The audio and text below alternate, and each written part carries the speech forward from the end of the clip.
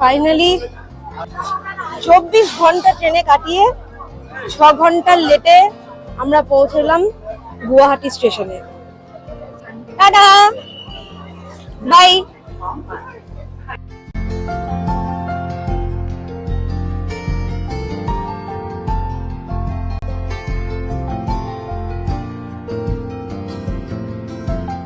বেরিয়ে এখানে একটা ইঞ্জিন দেখতে পাবে, ইঞ্জিনের এদিক থেকে গাড়ি পার্কিং এর, এখান থেকে গাড়ি পাবে, এখান থেকে গাড়ি পাবে, আবার ওই পারে ওখানটায় অটো পেয়ে যাবে। তো আমাদের আগে থেকেই বুক করা ছিল, এখানে আসে আলাদা করে নয়, আগে থেকে বুক করে এসেছিলাম। তো সেদিকে এখন যাচ্ছি গাড়িটাকে খুঁজতে। জাস্ট গাড়িতে উঠলাম, এখন বাজে 1:14। সারা দিনটা নষ্ট হয়ে গেল। আমাদের প্ল্যান ছিল যে আমরা কিছু জায়গায় সাইট সিইং করে তারপরে শিলং এ হোটেলে যাব। লাঞ্চ এখন কি করে বলবো, আগে খাবো তো না। পর্ক और जिसे नहीं चाहिए मिल जाएगा। ওকে। বিষ্ণুরাম ফ্লাইওভার ছাড়িয়ে আমাদের গাড়ি চলেছে শিলং এর পথে।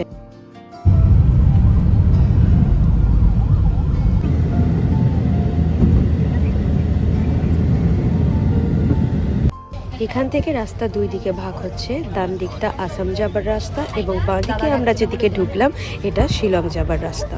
প্রচন্ড খিদে পেয়েছে, তাই এসে গেছে আমাদের ডিম সিদ্ধ। সারাদিন খাইনি কিছু সেই সকাল থেকে। এখান থেকে শিলং এখনো 84 কিলোমিটারের রাস্তা। গুয়াহাটি স্টেশন থেকে প্রায় 30 কিলোমিটার গাড়িতে করে এসে এখন আমরা পৌঁছেছি খাবার জায়গায়। এবার লাঞ্চ করব। এখন মোটামুটি বাজছে 2:44। I can't wait anymore. পেটে খিদেই ছুঁচোই দন মারছে। এবার যাওয়া যাক। এরা অলরেডি এসে গেছে। কি হয়েছে দেবো আমাদি? দেখি মাছও আছে, আর এছাড়া স্টু পাওয়া যাবে, আর এখানে পর্কের স্টু, চিকেন স্টু।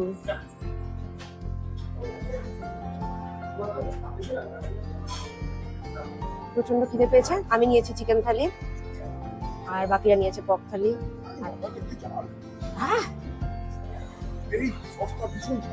তাহলে তো আমি খাবোই না, সসটা ঘুরিয়ে দিই। খাওয়া শুরু করি আর করতে পারছি না, প্রচন্ড খিদে পেয়েছে। স্যালাডে আলাদা করে পেঁয়াজ, লেবু আর লেটুস পাতাও দেবে। আমরা এখানে নিয়েছিলাম খাসি থালি, যদিও এটা প্রপার খাসি থালি ছিল না। আর তারপর নিয়েছিলাম পান। এখানকার পানে শুধু কিন্তু চুন আর সুপারি দেওয়া। আর আনারস হচ্ছে এখানকার সবথেকে বিখ্যাত খাবার।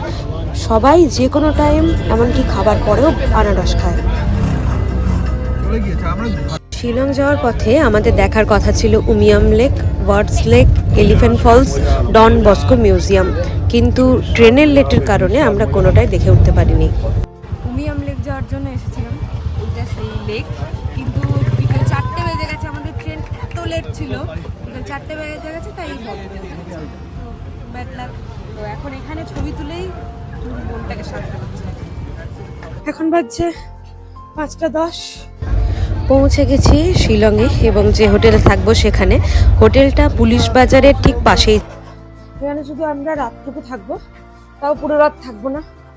ভোর মানে 2টোর সময় আমরা এখান থেকে বেরিয়েছি, না রাত 2টো বলবো।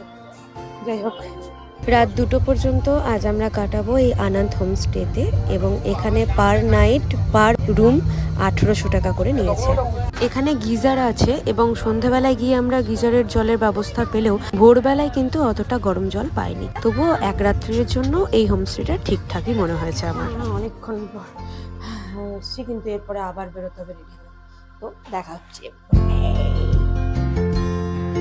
আমরা রেডি হয়ে গেছি, এবার আমরা যাব পুলিশ বাজার।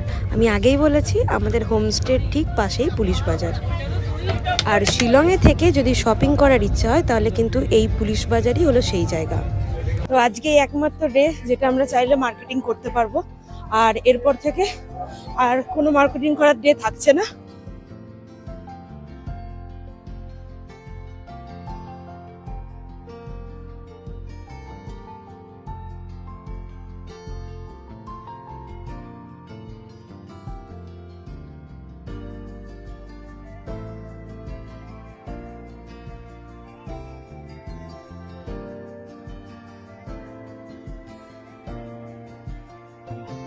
যতটা ঠান্ডা ভাবছিলাম তত ঠান্ডা কি আছে?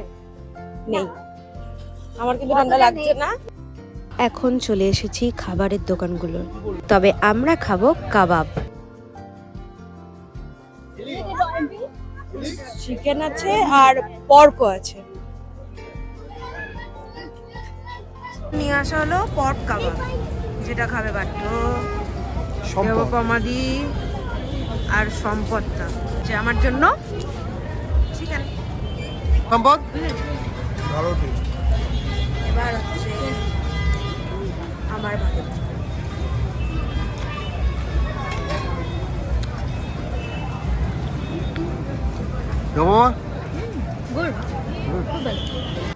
ক্রিসমাসের জন্যই শিলং শহর এইভাবে আলোয় সেজে উঠেছে। আমরা টুকটাক একটু পুলিশ বাজারে মার্কেটিং করেছি, তেমন কিছু পাওয়া যায় না, পাওয়া গেলেও দাম সেই কলকাতার মতোই একই।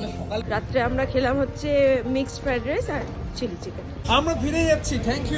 Thank you for watching this video. Please subscribe and like and share. আজকের মতো ভিডিও এটুকুই।